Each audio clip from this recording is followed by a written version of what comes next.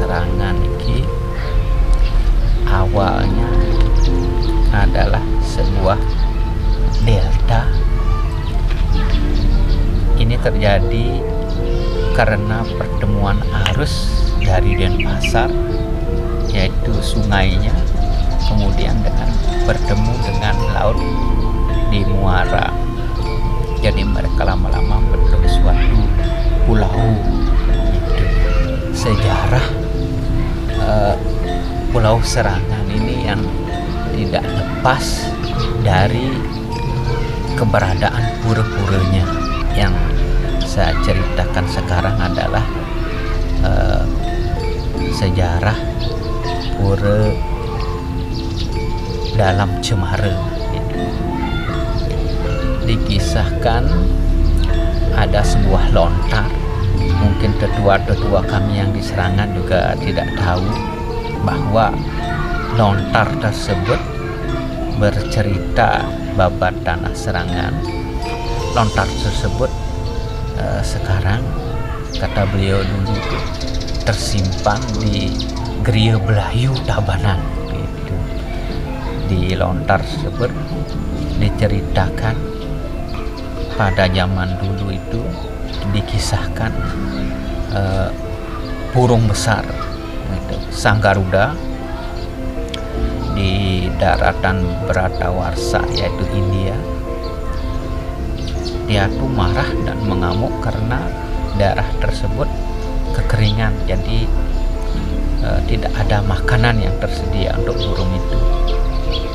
Karena memporak-porandakan tempat di sana, maka turunlah sabda beliau Sang Hyang Pasupati dan menitahkan atau menyuruh burung Garuda ini pergi ke daerah Jawa Dwipa bagian timur. Beliau Sang Hyang Pasupati itu memberikan wanti-wanti, kamu boleh makan sepuasnya, dan ingat, kamu tidak boleh makan ada satu orang dengan ciri-ciri khusus di sana. Akhirnya terbanglah burung Garuda itu ke Jawa Dwipa bagian timur, itu Jawa Timur. Kemudian di sana memang benar berlimpah makanan, dan Garudanya lupa. Dia makan semua orang yang ada di sana, tidak terkecuali orang yang disebutkan oleh Hyang Pasupati. Akhirnya burung Garudanya terbang ke udara. Setelah di udara, akhirnya dia mengerang kesakitan, perutnya sakit. Akhirnya dia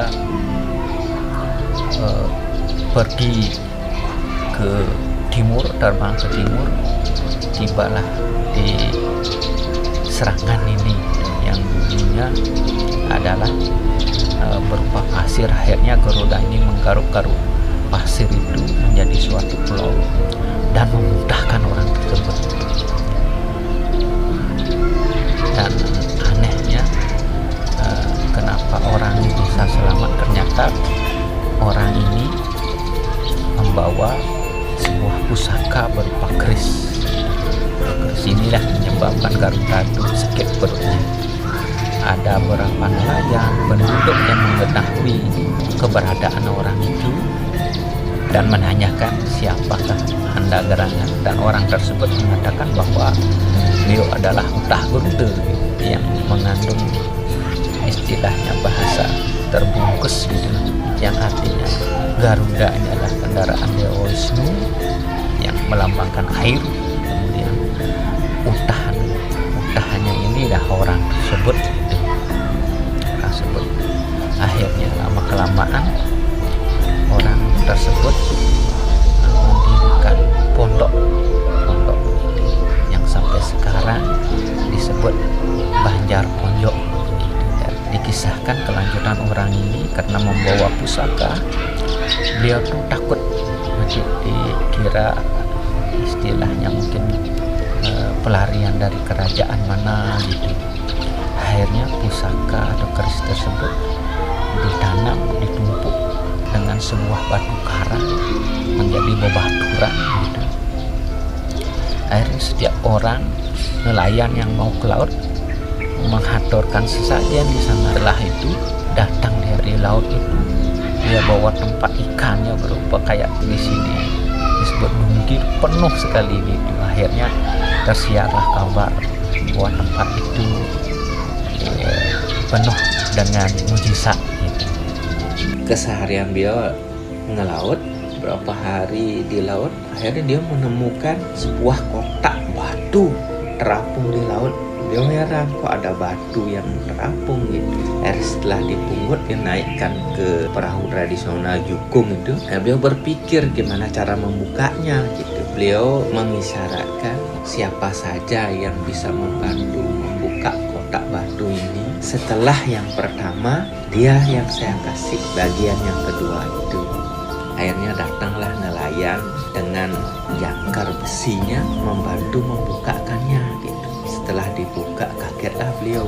Ternyata di dalam kotak itu berisi 2 buah bertimu lanang istri dan sebuah genta atau bajra. Akhirnya beliau mengambil 2 bertimu ini dan orang dari Sanur itu diberikan bajra ini. Sebelum memberikan bajra ini, beliau melihat secara saksama bentuk bajra itu.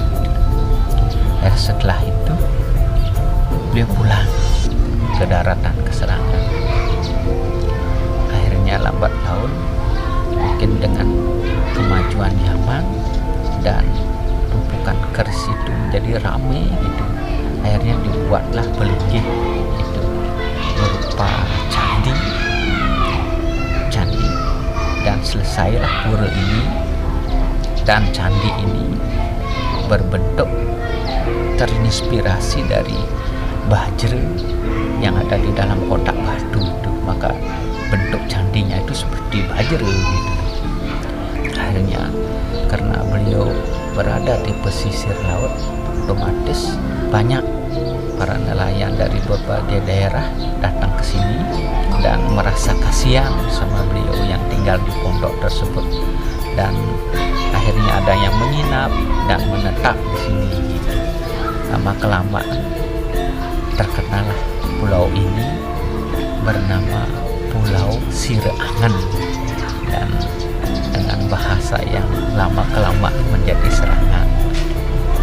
Karena yang bertempat tinggal di Serangan ini lumayan banyak juga, berupa dadil-dadil, dan dengan kesepakatan beliau dengan masyarakat di sini didirikanlah berupa seperti tempat-tempat pelinggih daripada dadil-dadil tersebut.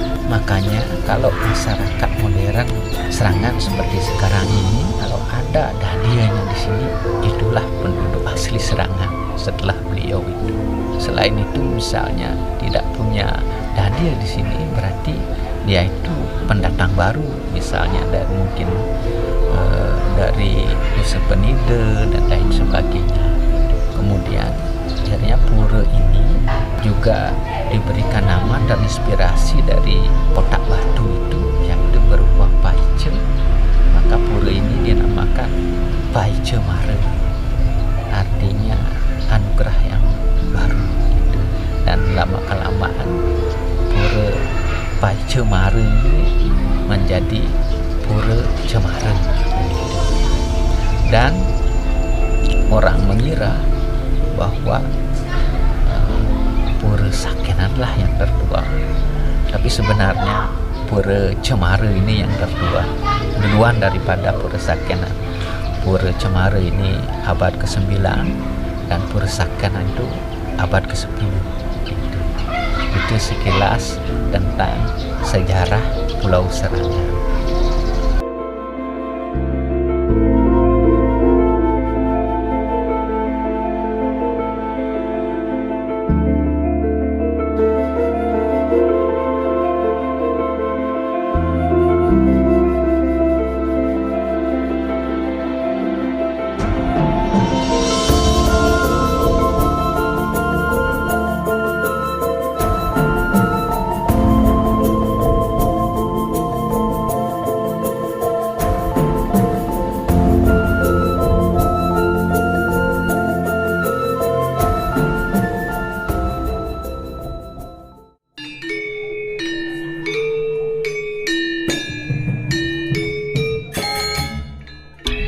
lagi satu tradisi yang tidak bisa terlepas dari masyarakat adat Serangan, yaitu tradisi mintar.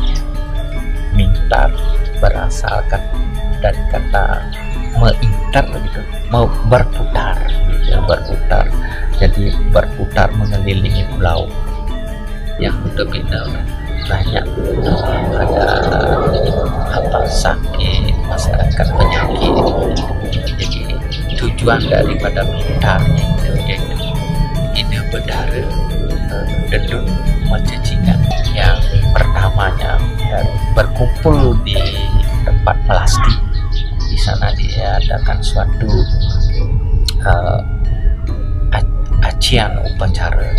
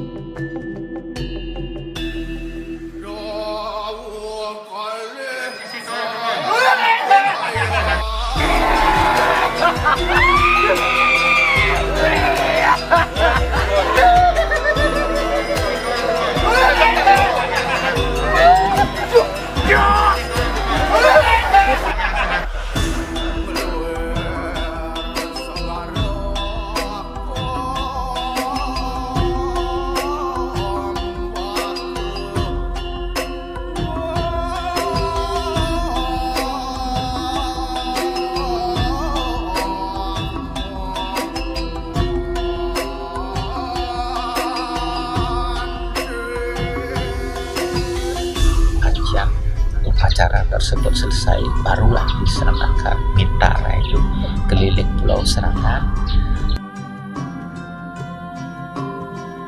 Baru lagi yaitu ke pura dalam kayangan. Ide bedara katuran nyejar selama 3 hari. Di sana masyarakat bergiliran dari Banjar ini mengaturkan berupa prahmi. Harapan yang kepada generasi muda terutamanya,